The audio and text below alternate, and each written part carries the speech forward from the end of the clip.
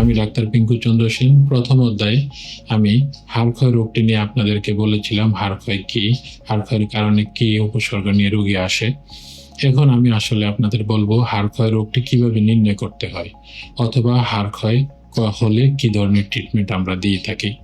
প্রথমত, হাড়ক্ষয় রোগটি নির্ণয়ের জন্য আমরা প্রথমেই রোগীর অন্য কোনো রোগ আছে কিনা সেটা সম্পর্কে জানি। তার জন্য কিছু পরীক্ষা নিরীক্ষা করি, ব্লাডের পরীক্ষাগুলি করি, রোগের সম্পর্কিত অন্যান্য পরীক্ষা, কিডনিজনিত সমস্যা আছে কিনা সেই পরীক্ষাগুলি করি। তারপর আমরা একটি পরীক্ষা করি যেটাকে বলা হয় বিএমডি। বিএমডিতে দেখা যায় যে হাড়ের যে ঘনত্ব, উপাদানের যে ঘনত্ব এবং অন্যান্য কোনো সমস্যা হয়েছে কিনা। এখন আমরা যদি প্রতিকার সম্পর্কে বলতে চাই, তাহলে প্রতিকার সম্পর্কে প্রথমেই বলবো এটা ওষুধের মাধ্যমে ট্রিটমেন্ট করা যায়, ওষুধ ছাড়াও ট্রিটমেন্ট করা যায়।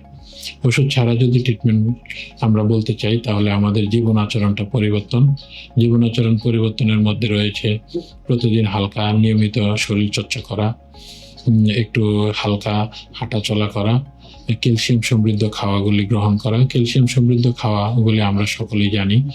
তারপর আমি একটু বলতে চাই এখানে যে ডিম, দুধ, এছাড়া রয়েছে ছোট মাছের হাড়, এইসব সবজি এবং সবজি জাতীয় খাদ্যগুলি গ্রহণ করা।